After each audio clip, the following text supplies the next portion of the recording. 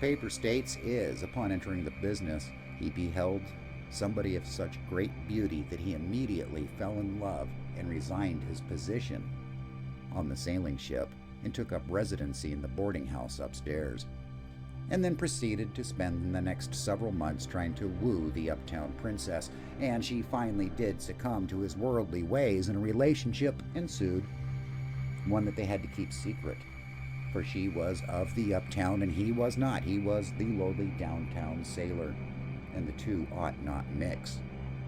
A relationship that was kept so secret that even her own father knew nothing until the rumors started.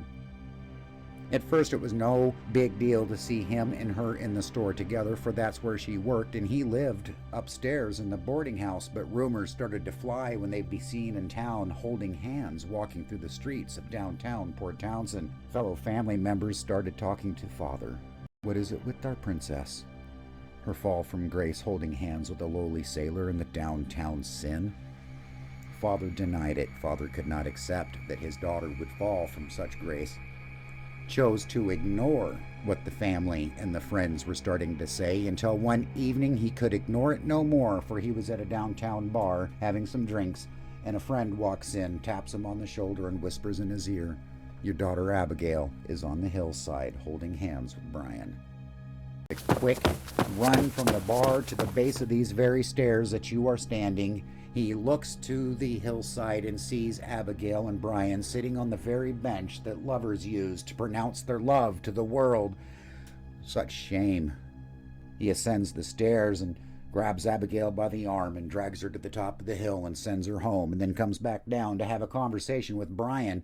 We know not the words that were exchanged that day, but I promise you they were not words of pleasantry.